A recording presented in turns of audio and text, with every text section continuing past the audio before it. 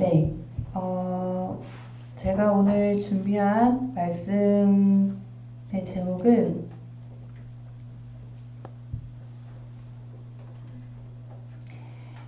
갓생 신자 그리고 망생 신자 그 중간 어디쯤이며 오늘의 본문은 빌립보서 3장 12절부터 16절까지 말씀입니다.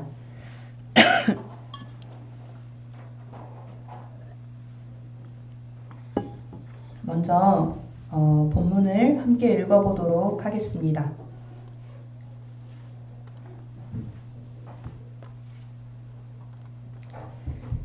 빌립보서 3장 12절부터 16절까지 말씀이고요. 같이 함께 12절부터 읽어보도록 하겠습니다. 시작! 내가 이미 얻었다 함도 아니요 온전히 이루었다 함도 아니라 오직 내가 그리스도 예수께 잡힌 바 된 그것을 잡으려고 달려가노라.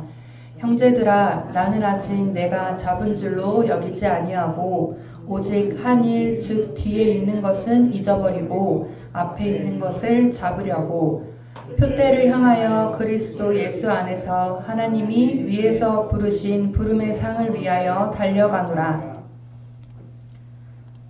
그러므로 누구든지 우리 온전히 이룬 자들은 이렇게 생각할지니 만일 어떤 일에 너희가 달리 생각하면 하나님이 이것도 너희에게 나타내시리라. 오직 우리가 어디까지 이르렀든지 그대로 행할 것이라. 아멘.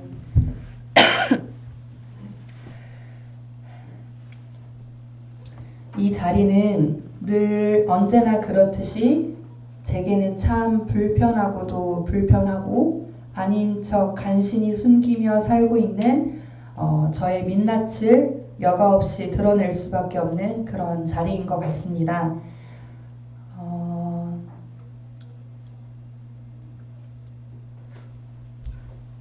한 2년 전에 이 자리에 섰던 것 같은데 그때도 떨렸는데 오늘도 참 많이 떨리네요. 그래서 지금 여러분들의 얼굴, 눈, 표정 이런 게 하나도 안 보이고요. 지금 제가 적어온 노트도 눈에 안 들어오고 머릿속도 새하얗고 분명히 준비는 했는데 어떻게 시작을 하고 어떻게 해야 될지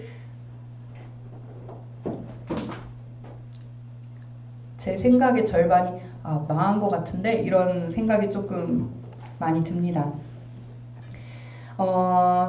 저는 사실 여기에 서 계신 분들 또 앉아 계신 분들이 다 뭐 그렇게 공감하실 수도 있을 분도 계시고 아닌 분도 계실 텐데 저는 이 자리가 참 불편합니다. 왜 불편하냐면 이렇게 앞에서 주목을 받고 이렇게 불편하다기보다는 이 자리에 나와서 이야기를 하는 제 자신이 말씀드렸듯이 저는 정말 꼭꼭 숨기면서 살고 있는 저의 속마음, 저의 본 모습을 여기서는 숨길 수 있는데 이 자리에 서서는 숨길 수가 없더라고요.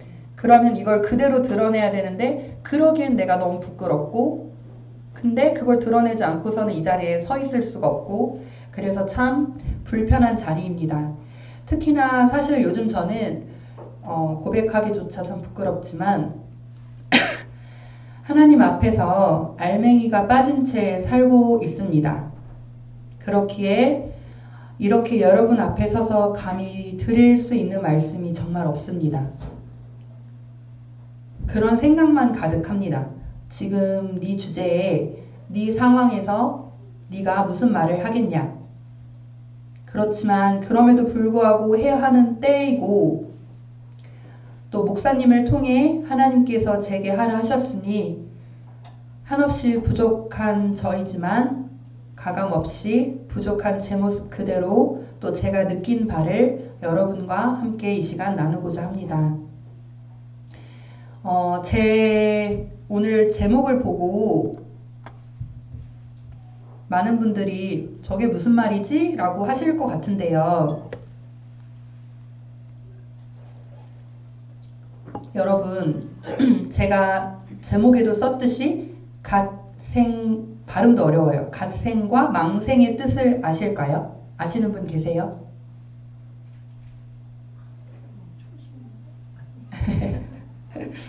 갓생, 망생. 들어보신 적은 있으세요? 이 단어를? 모른다 하더라도 저런 단어가 있었어? 라고 하시는 표정인데 이 단어는 신조어로 요즘 어린 친구들이 쓰는 말입니다. 갓생이란 신을 뜻하는 영어 단어 갓과 인생을 뜻하는 생이 합쳐진 단어예요. 그래서 쉽게 말하면 남들한테 모범이 되고 부지런한 삶을 산다라는 뜻입니다. 갓생을 산다 라고 하면, 그렇다면 망생이라는 거는 조금 느낌이 오시죠? 망한 인생. 네. 남들에게 모범이 되지 못하는 게으른 삶을 뜻하는 단어입니다. 그러면 이제 제가 저 신조어를 사용해서 제목에 표현했던 갓생신자 그리고 망생신자는 대충 무슨 느낌인지 오시죠?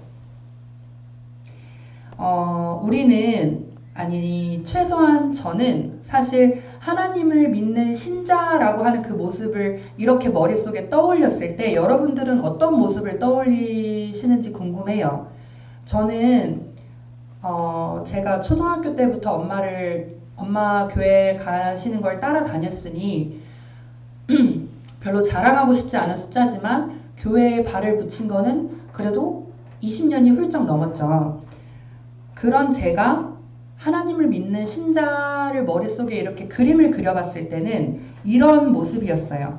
우리들의 기도처럼 또는 성경에서의 좀 유명한 인물들처럼 또는 우리들의 예수님처럼 정말 완벽하게 흠이 없고 누가 봐도 모범적인 신자의 모습일 거라고 저는 생각했습니다. 그런 사람이야말로 하나님을 믿는 신자의 모습이 아닐까 하는 생각을 했어요. 그게 우리들의 삶으로 비추어 본다면 교회를 정말 열심히 나가는 것은 당연하고 예배를 열심히 드리고 또 보이는 모습과 보이지 않는 모습까지도 완벽하고 예수님처럼 어느 누가 봐도 흠이 없고 단 한순간도 허투루 사용하는 게 없고 또 누구에게나 귀감이 되고 정말 말 그대로 갓생을 사는 신자의 모습을 떠올릴 것 같습니다. 저는 그런 사람이야말로 하나님을 믿는 신자라고 했을 때 부끄러움이 없지라는 생각을 해요. 그러다 보니 그것이 신자의 모습이라고 생각을 하고 제게 기준을 삼으니까 제 눈이 향하는 곳마다 이 세상은 정말 답이 없는 곳이구나. 또 교회를 다니는 사람인데 저런 면이 있네. 그럼 저 사람이 다니는 저 교회에도 하나님이 계시지 않는 거 아니야? 또 여태까지 제 삶에서 마주한 수많은 신자들이 있겠죠. 그 신자들을 향해서 끊임없는 의심을 품고 또 마주했던 그 수많은 신자들 중에서도 단 한 명도 정말 제가 신자답다 이 사람은 느낀 사람이 정말 한 명도 없었습니다. 제가 생각했던 그 신자의 기준으로 비추어 봤을 때. 그러면서 정말 신자는 없구나 라고 하는 교만하게 짝이 없는 생각을 정말 감히 했어요. 얼마 전까지도. 그러다 보니 이제는 그 눈이 다른 사람을 향했던 눈이 이제 제 스스로에게도 향해서 너는 시간이 지나면 지날수록 그런 신자의 모습과는 점점 더 멀어지는구나. 교회를 다닌다는 네가 그렇게 멀리 매주 교회를 찾아다닌다는 네가 그 속은 다를 게 뭐냐. 너도 겨우 이렇게밖에 안 되면서 누가 누구에게 감히 하나님의 이야기를 할 것이며 너 신자가 맞긴 맞아? 라는 마음의 소리가 제 안에서 매 순간 뻗어나오고 그런 나는 갓생 신자 그리고 망생 신자 그 중간 어딘가쯤이겠구나 라는 생각을 하곤 했습니다. 특히 저 뒤에서 지금 열심히 놀고 있는 제가 사랑하는 두 아이들이 저에게 생긴 이후로는 하나님께 발을 다 넣은 것도 아니고 그렇다고 발을 뺀 것도 아니고 애매하게 발을 걸쳐 놓은 상태에서 제가 필요로 할 때는 발을 좀 더 집어넣어 보려고 안간힘을 쓰며 살아가고 있었어요. 제가 정말 지금의 제 삶에서는 지금 이 순간에는 하나님을 위해서 하는 것이 아무것도 없다고 느껴요. 하나님을 위해 시간도 생각도 노력도 그 어느 것도 하나님 앞에 드리는 것이 없어요. 하다못해 주일날 이렇게 교회에 와서 여러분들을 만나고 예배를 드리고 찬양하는 이 일조차도 아이들이 생긴 이유로는 그 아이들을 돌본다는 이유로 제게는 어려운 일이 되었습니다. 그런데도 제가 정말 못 견디게 부끄럽고 하나님 앞에 염치가 없는 건 제 스스로 그것들이 핑계라는 거를 알고 있는데 그거를 버리지 못하고 제 마음 어딘가에서는 자꾸 합리화를 하려고 하는 거예요. 합리화를 하면서 억울함이 계속 마음을 이렇게 솟구쳐 올라오는 거죠. 네가 이 상황에서 이거보다 최선을 어떻게 더 다해? 잘하고 있잖아. 애 다 재우고 나면 밤 10시, 11시인데 그 시간에 네가 할 수 있는 게 뭐가 있어? 그러다가도 하나님 쪽을 바라보면 10시, 11시면 10분이든 30분이든 1시간이든 할 수 있잖아. 하나님이 나한테 바라는 게 10시간이 아닐 텐데. 그러면서 그 마음이 부딪히는데 저는 그거를 제가 억울하니까 합리화를 하면서 막 잠재우는데 그 모습이 너무너무 스스로 꼴보기 싫으면서도 참 부끄럽기도 하고 염치 없다라는 걸 느끼는 거죠. 그런데 삶을 살다 보면 그렇게 살다가도 어쩔 수 없이 부딪히는 순간들이 옵니다. 그러면 저는 다시 매달릴 곳이 하나님밖에 없었어요. 마치 제게 평상시에는 쳐다보지도 않는 그런 비상약들이 정말 그 비상약들이 꼭 필요한 순간들이 있잖아요. 밥을 많이 먹어서 과식해서 체했다라든지 아니면 두통이 너무너무 지끈지끈하게 오면 진통제를 하나를 먹으면 가라앉듯이 정말 그런 순간에는 그런 쳐다보지도 않았던 비상약 같은 게 너무나도 간절한데 하나님이 겨우 나한테는 비상약 같은 존재였나? 내가 이 정도구나 라는 생각들이 가득했습니다.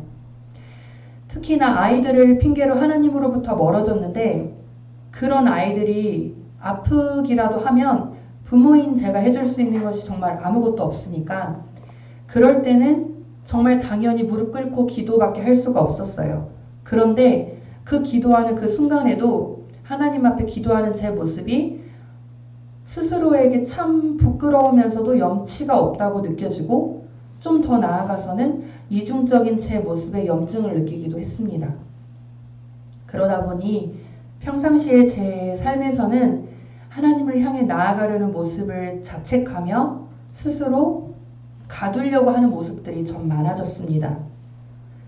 내 삶에서는 여전히 바뀌지 못한 부분들로 이렇게 매일매일 죄책감을 가지고 양심의 가책을 느끼고 또 그렇지 못한 내 삶은 저렇게 사는 갓생신자, 모범적인 신자의 모습과는 점점 더 거리가 멀다고 생각하면서 그들을 동경하기도 했다가 때로는 나의 신자답지 못한 모습으로 다른 이들에게 손가락질을 받기도 할 거고 또 때로는 그런 신자답지 못한 부분들로 나 스스로를 기도로부터 그리고 하나님으로부터 멀어지게 만들곤 했습니다. 네, 저는 그런 갓생신자와 망생신자 그 중간 어딘가쯤 살아가고 있습니다. 여러분은 어떠신가요?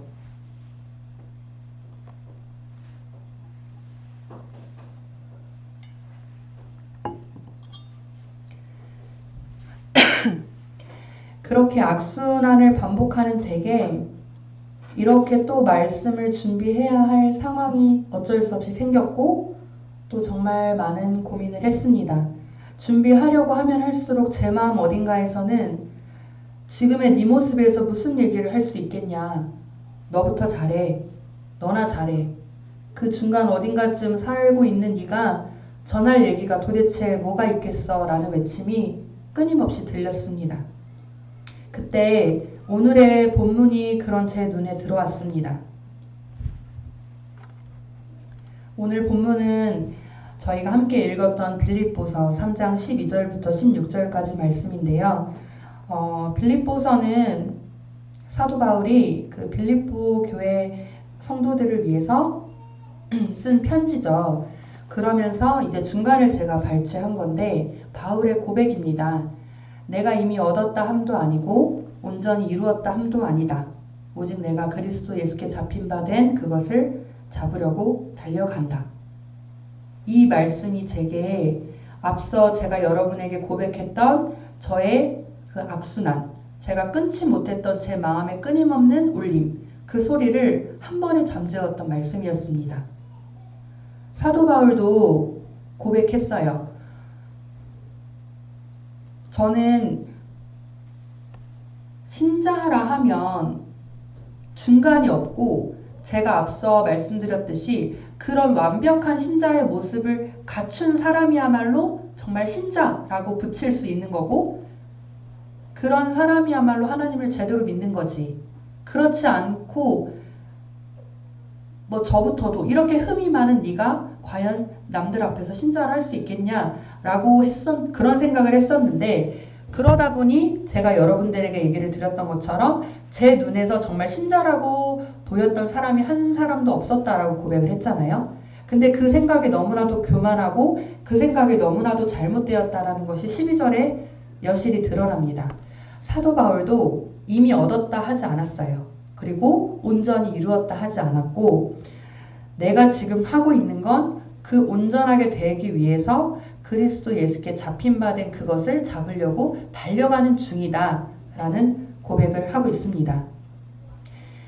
13절 내가 아직 잡은 줄로 여기지 아니하고 내가 지금 하는 건 뒤에 있는 건 잊어버리고 앞에 있는 것을, 내 앞에 오는 그것을 잡으려고 나는 하고 있는 중이다. 그래서 이 뒤에 있는 것을 잊어버리고 앞에 있는 것을 잡는다라는 이 표현이 우리 누가복음 9장 62절에 보면 이런 이야기가 있죠. 예수님을 따르겠다라고 하는 그 세 부류의 사람을 만나는 이야기가 나옵니다. 그래서 첫 번째 사람이 예수님을 따르겠다 하니까 인자가 머리 둘 곳이 없다라는 그 구절이 있는 거긴데요. 그리고 두 번째 사람이 저도 예수님을 좀 따르고 싶습니다 라고 하니까, 대신 예수님이 그 사람에게 너는 나를 따라라 라고 하니 그 사람이 이렇게 얘기를 하죠. 제가 아버지의 장례를 좀 먼저 치르고 오겠습니다. 그리고 마지막 사람은 저 가족한테 작별 인사 좀 하고 오겠습니다. 그러니 예수님께서 죽은 이의 장례는 죽은 사람들이 치르도록 하고, 또 가족들에게 이별을 하고자 하는 그 사람에게는 손에 쟁기를 잡고 뒤를 돌아보는 자는 하나님의 나라에 합당치 않다라는 말씀을 하십니다. 이렇듯이 우리가 우리에게 있어서 우선순위를 바로잡고 지나온 것, 뒤에 있는 것에 매달려 발목을 잡는 것이 능사가 아니라 내가 향해야 될 그 앞에 있는 것을 보고 열심히 달려가는 것이 더 중요하다는 말씀이죠. 그렇지만 이 표현을 이렇게는 생각하지 않았으면 좋겠습니다. 이 표현을 가지고 혹시 우리가 정말 무수히 남발하는 고해성사라든지 어제도 오늘도 그리고 내일도 되풀이되는 회개처럼 내가 잘못한 거를 그냥 입술로 잘못했습니다 고백하고 오늘은 똑같은 죄를 짓고 내일 또 똑같은 죄를 짓고 뒤에 있는 거 잊어버리라고 하셨으니까 이제부터 시작 땡 이게 아니라, 그런 표현이라기보다는 어쩌면 내가 이 삶에 있어서 우선순위를 바로 잡아야 되고, 그 우선순위라 함이 그 누가복음에 나와 있던 비유처럼 내게 이 삶의 이 현실에서 발을 붙이고 살아가면서 중요한 것들이 있잖아요. 누구에게나 그게 가족이 될 수도 있고 여러 가지가 될 수 있겠죠. 그런 것들에 발목을 잡힐 게 아니라 지금 네가 어디를 바라보고 가야 되는지를 바로 알아라 라는 표현인데, 제가 여러분들에게 고백을 했던 것처럼 제가 잘못한 부분이 분명히 있죠. 하나님을 등한시하고 내가 하나님께 핑계를 대고 그런 모습을 제 스스로 갉아먹는 자체가 저는 죄라고 생각을 하는데, 그러한 것들에 계속 악순환처럼 파묻혀서 그 뒤에 있는 것에 발목을 붙잡힐 게 아니라, 그래서 네가 지금 나아가야 할 곳이 어디고 지금 그것들에 붙잡혀서 내가 앞으로 나아가지 못하는 것을 즐기는 자는 곧 하나님이 아니라 사단일 테니 네가 지금 과연 해야 할 것이 무엇이고 가야 할 곳이 어디냐라는 것을 분명히 알으라는 그런 표현으로 저는 13절이 보입니다. 그래서 이 표현을 정말 아까 말씀드린 것처럼 하나님의 앞에 있는 것을 잡으라 그랬으니까 내가 어제 잘못한 것도 오늘 잘못한 것도 같은 잘못한 것도 계속 회개할 때마다 하고 그렇게 하라는 표현으로는 오해하지 않으셨으면 좋겠습니다. 그리고 14절, 표대를 향하여, 즉 내가 가야 할 목표인 거죠. 우리들의 표대는 예수 그리스도로 예수 안에서 하나님이 위에서 부르신 그 부름의 상, 그걸 위해 달려간다라고 사도 바울은 이야기하고 있습니다. 그러므로 15절에 보면 온전히 이룬 자들은 이렇게 생각한다. 이 온전히 이룬 자라 하면 어찌 보면 제가 여러분께 말씀드렸던 갓생 신자, 모범적인 신자를 말할 수 있습니다. 온전히 이룬 자들은 내가 이제 이미 얻었다, 온전히 이루었다라고 말하지 않고 사도 바울처럼 아직 내가 잡은 줄로 여기지 않고 이 믿음의 경주를 완주해야 하는 그 중간에 서 있으면서 온전히 성숙한 신자들을 얘기합니다. 이 성숙한 그리스도인은 서로의 불완전함이나 다름을 인정하고 각자 자기가 가진 믿음의 분량대로 하나님이 인도하심을 믿고 내 수준으로 다른 일을 판단하는 것이 아니라 내 수준만큼, 그 상황에 놓여있는 제 수준만큼 주를 따르는 일에 열심하고 힘쓴다라는 뜻입니다. 그런데 온전히 이룬 자들은 이렇게 생각할 텐데 온전히 이루지 못한 저와 같은 사람들은 또 달리 생각할 수 있지 않겠는가? 그 달리 생각하는 사람들에게는 친히 하나님께서 제게 이 말씀을 주시면서 깨달음을 주셨던 것처럼 하나님이 너희에게 나타내신다라고 하셨습니다. 요한복음 7장 17절에 보면 사람이 하나님의 뜻을 행하려 하면 이 교훈이 하나님께로서 왔는지 내가 스스로 말함인지 알리라 라는 성경 구절이 있습니다. 이렇듯이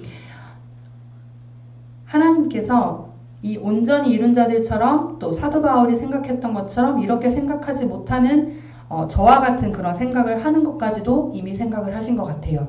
그런 사람들에게는 하나님께서 직접 말씀을 하시고 나타내 주실 것이다 라는 표현이 있습니다. 그래서 궁극적으로 우리가 해야 할 것은 16절에 나와 있습니다. 오직 우리가 어디에 이르렀든지 그대로 행할 것이라. 이 그대로라 함은 지금까지 해오던 대로 계속해서 하나님의 말씀을 따르고 그 진리의 원리에 따라서 하나님께서 예수님의 온전하심을 이루어 나가자라고 마지막까지 얘기하고 있습니다. 우리가 어디에 도달했고 어디에 지금 네 자리가 있는지가 그다지 중요하지 않은 거죠. 너가 이만큼 경주의 끄트머리에 가 있는지 아니면 중간에 가 있는지 저처럼 애매모호하게 어딘가에 정말 이것도 저것도 아닌 곳에 가 있는지 그거를 가지고 지금 네가 시험에 들고 너 스스로 그렇게 빠질 것이 아니라 너는 어디에 이르렀든지 네가 여태까지 해왔던 예수님께서 저희에게 알려주셨던 그 진리에 따라서 계속 그 경주를 완주하려고 계속 힘써라 라고 궁극적으로 16절 우리가 해야 할 바까지 알려주고 있습니다.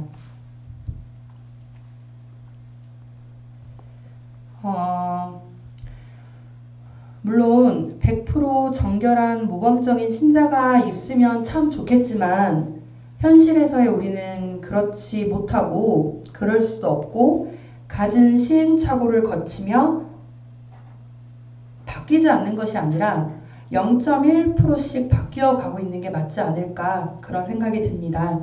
그렇기에 하나님 앞에서의 제 모습은 요즘 성능 좋은 컴퓨터처럼 10%, 11%, 25%, 50%, 90% 이렇게까지 바뀌어 가는 게 참 좋을 텐데 그 바뀌지 못한 나머지 퍼센테이지를 가지고 저처럼 끊임없이 하나님 앞에 납작 엎드려서 나는 자격이 없어요. 나는 아무것도 못합니다. 나는 하나님 앞에 나아갈 자격조차 없는 사람이에요. 라고 하는 그런 겸손한 교만을 떨 게 아니라 0.1%씩 10%, 10.1%, 10.112% 이렇게 바뀌어가고 있는 내 모습에 초점을 맞추고 내가 어디로 향해 가야 할 것인지를 바라보는 것이 하나님 앞에서는 더욱 중요하다고 생각합니다. 그 나머지 퍼센테이지를 바라보며 하나님으로부터 멀어지려고 하는 것은 또는 저처럼 다른 누군가의 손가락질과 비아냥이 두려워서 그렇지 않은 척 또는 그런 척을 애써 숨기려 하는 것은 참 바보 같은 일이라고 저는 스스로 이 말씀을 통해 깨달았습니다. 제가 그 취미로 발레를 배우고 있는데 그 발레를 하는 동작, 여러 가지 동작 중에 밸런스라고 하는 동작이 있어요.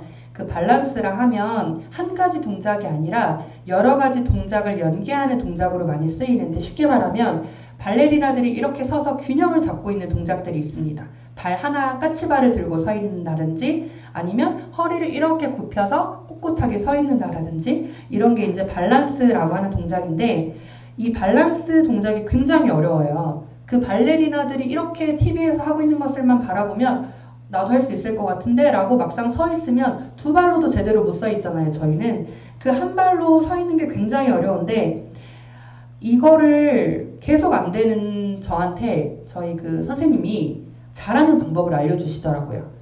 그 밸런스라는 동작을 잘 하려면 그때그때 취하는 동작들에서 내 무게중심을 어디에 둘 것인지를 명확하게 해야 된다고 하셨습니다. 그 각기 다른 동작들을 모두 이 한 가지 자세로만 밸런스를 취하려고 한다면 그 밸런스는 딱 균형을 잡기가 어렵습니다. 포즈는 다양하지만 그 다양한 포즈에 맞춰서 무게중심이 바로 잡혀 있다면 그 포즈는 흔들리지 않을 수 있습니다. 그러기 위해서는 내가 지금의 이 무게중심은 왼쪽 발에 둬야 되는지 또는 발끝을 들어야 된다면 왼쪽 엄지발가락에 무게중심을 둬야 되는지 또는 지탱하고 있는 허리에 무게중심을 둬야 되는지 그 무게중심을 정확하게 잡고 수많은 연습을 거쳐서 그 동작을 완성하는 것이 정말 그 제대로 된 동작을 표현하는 방법인데 우리들의 삶도 똑같다고 생각합니다.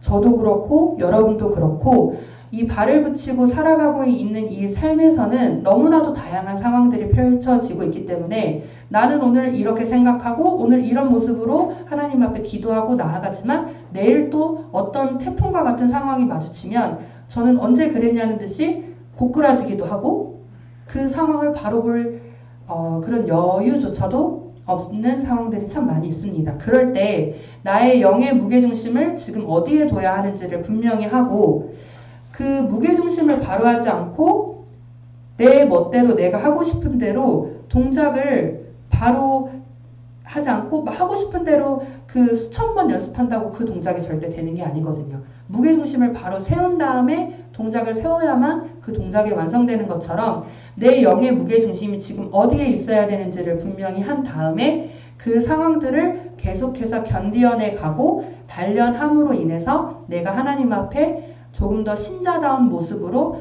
1%씩 0.1%씩 발전해 나간다고 생각합니다. 이 삶에서도 수백 번, 수천 번 나를 흔드는 이 상황 속에서 꼿꼿하게 서 있을 수 있는 방법은 그것뿐이겠죠. 내가 하고픈 대로 아무 생각 없이 또는 그냥 바람이 이쪽으로 불면 이렇게 저쪽으로 불면 저렇게 그렇게 서 있으려고 생각 없이 지내는 것이 아니라 내가 지금 이 상황에서 나는 어디에 무게중심을 둬야 되겠구나. 그리고 이 상황들이 오늘은 나에게 너무 힘들고 견디기 어려운 시간들이지만 이것이 시간을 지나 뒤를 돌아봤을 때는 내가 50%만큼 달려올 수 있는 데에 도움이 됐던 1%의 발걸음이었겠구나, 발돋움이었겠구나 라는 생각을 할 수 있을 것 같습니다. 그래서 오늘 전하고자 했던 여러분들에게 드리고 싶었던 이 말씀은 저는 너무나도 부끄러운 고백을 여러분 앞에 했지만 그런 끊임없는 저를 갉아먹는 그런 생각들로부터 어느 누구의 말도 위로가 되지 않았어요. 하물며 사모님도 이런 말씀을 하셨습니다. 나도 그랬다. 애들 키울 때.